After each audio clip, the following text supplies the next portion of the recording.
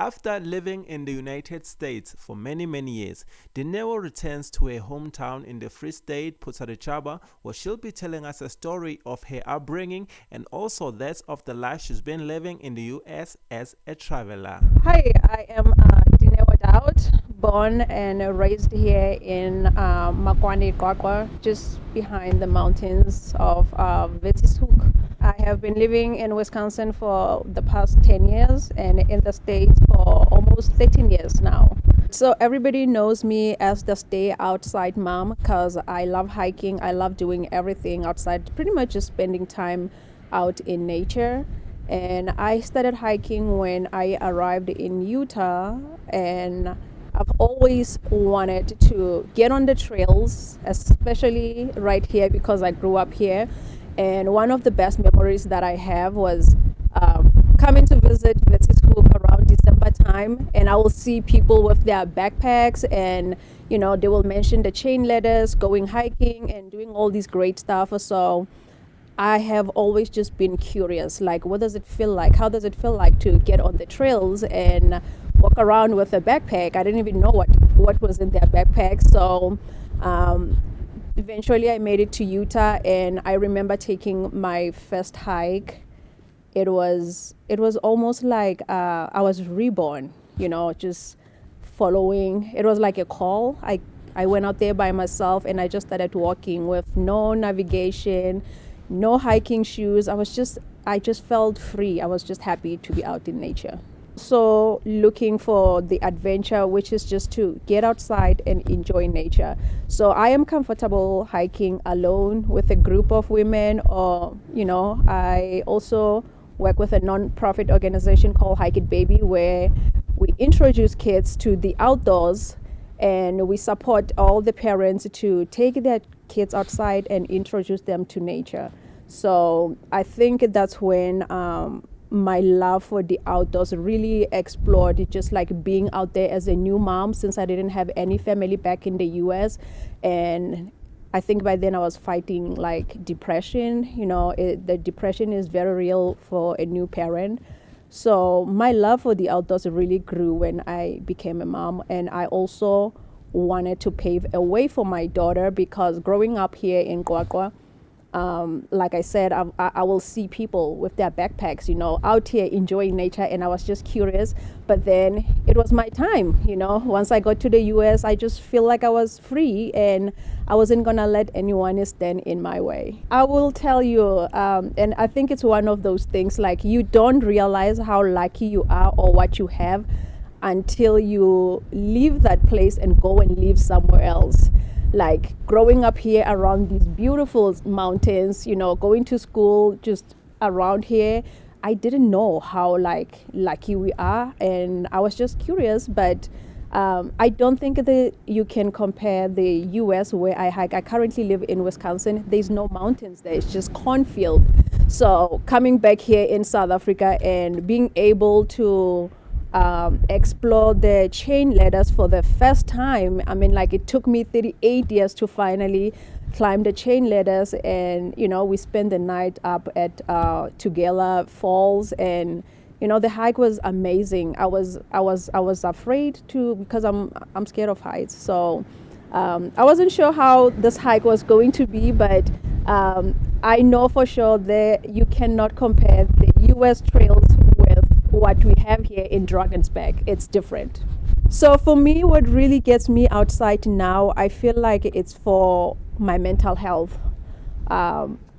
Nature is actually where I feel happier, and I love the fact that I can just get outside, enjoy the fresh air, feel healthy, and meet new people every day, So I actually hike more for mental health now. The older you get, you realize that, these little things that we take for granted, they actually makes a huge difference. I think it's very funny how I didn't grow up hiking here, and I remember after I became a mom, I brought my daughter. I think she was 2 years old, and we came to Mountain Lodge, and the guys down there, like the porters, they were asking me, because I had my baby at the back. They were like, "Where are you going?" And I'm like, "I'm going hiking." They were like, "You shouldn't be hiking with the baby," So that for me actually was really funny. And then we went to Golden Gate, and then I was told that you can't take the kid on a hike. Like this trail is not for kid or something.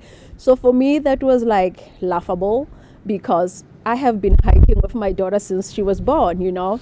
But then it wasn't really a big deal. And in the US, I'm not gonna lie, I have never had any bad experience at all getting outside by myself. You know, I've always just passed people who look at me and smile, just be curious, like, where are you from? And I'll tell them I'm from South Africa, and then we'll spend 10 minutes just talking on the trails and everything and keep it going. So I haven't had a bad hiking experience, honestly.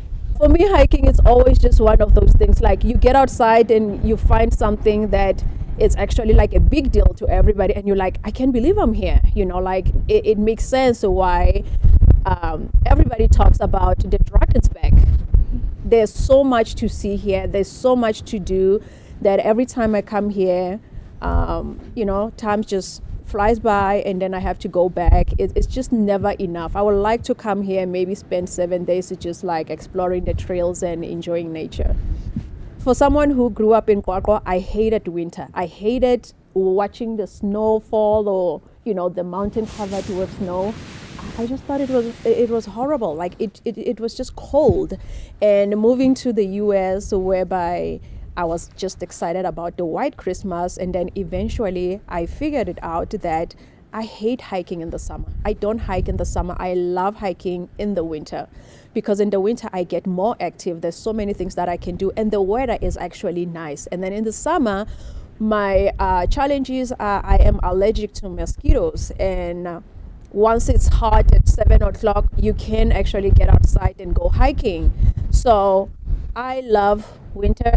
I love hiking in the winter, and that is the reason why I keep coming back here in the winter. So I don't mind a bad weather. I always say there's no such a thing as bad weather. It's just the bad gear.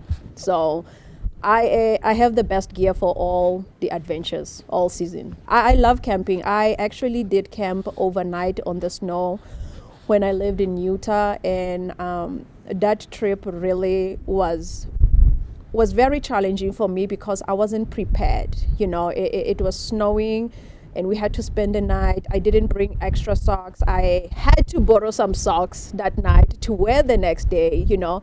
So my journey has been like up and down, but then I have really enjoyed, you know, looking at getting to know my gear. Like, what do you need for a day? Like, you know, if it's sunny, if it's hot, if it's raining, you know. So I have been growing, and it's just awesome just to get outside all year round. My mom just lives like probably it's like 45 minutes drive from here. Literally, we're separated by one mountain from where I grew up. It's a very small village. Actually, this morning I went and knocked at the neighbors' houses, and they were just shocked to see. They said, I haven't changed. They were shocked to see that I can speak Sesotho, and I'm like, how can I forget my language? Like, who forgets their language? Like, I can still speak Sotho, Zulu, any language, right? Because I stay in touch with my family. Like, I have so many cousins. I talk with my mom all the time on the phone. So I just grew up in a small community. I love them, and every time I go back, nothing has changed. You know, there's just still people going up and down. Nothing has really changed. I just love it. If I were to go back to that Dineo that used to be curious when she saw people with the backpacks and everything, I will say, it wasn't your time, you know, it wasn't your time, and now is the time, and I am not slowing down.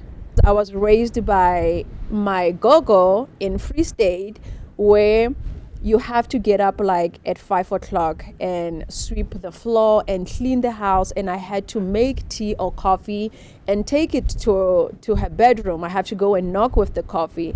So I come from a very strict family. I grew up around KZN with my uncle Sabo Mamkulu, and you know, I come from a humble beginning, and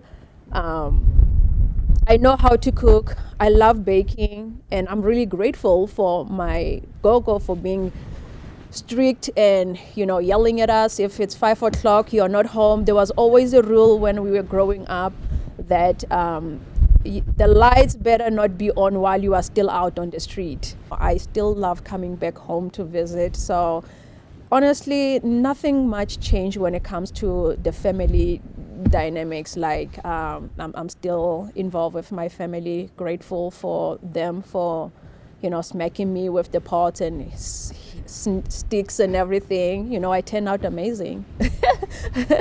Just to close this, is like I am excited. I am ready to come back home in the next 7 or 10 years when my daughter goes to college. And from now, I'm gonna make more trips now and really try to get the community out in nature. And I would like just to see the kids enjoying hiking. I want all the kids to be hiking on the weekends. Pretty much that's my dream, to just see people on the trails.